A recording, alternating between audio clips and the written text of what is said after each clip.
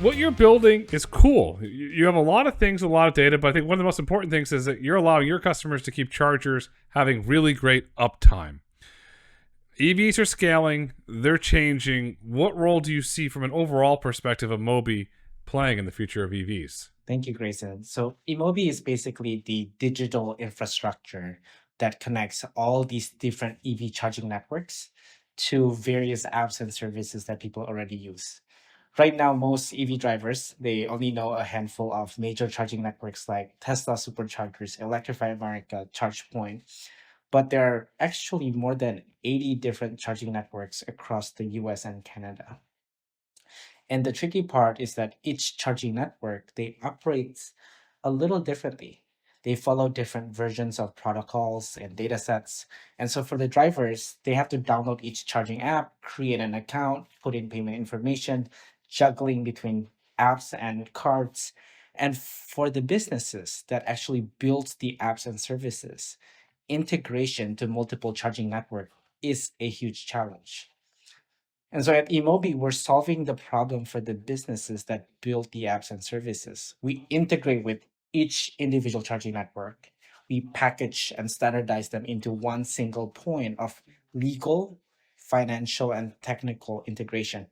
So we make it possible for apps and services like mapping apps, parking apps, fleet operator, native automaker apps, or even the infotainment systems to seamlessly connect to all those charging networks. So enabling that seamless, secure, and reliable EV charging for their users. So our role in the industry is to make charging feel effortless, no matter where you are or what app you prefer to use, that your EV charging is secure, reliable, and is a seamless process. Were you a frustrated EV driver with a non-Tesla that used to? I was one, and you would go to all this, download this app, put your credit card here, do this, that, and did you just say, "Wait a second, there's a better way to do this"? Is that what led you to founding this, or was it a friend, or what led to the founding? The founding goes back to 4 years ago. So I was an EV driver myself, and I was so frustrated because I had 10 different apps on my phone, and this is 2020. And I start talking to other EV drivers, and I've seen insane amount of RFID cards. They would bring a book of cards to just fulfill their charging needs. And so I know it was a huge problem. And so I started kind of going into it, and I realized that I don't want to build the one app that people have to just download again.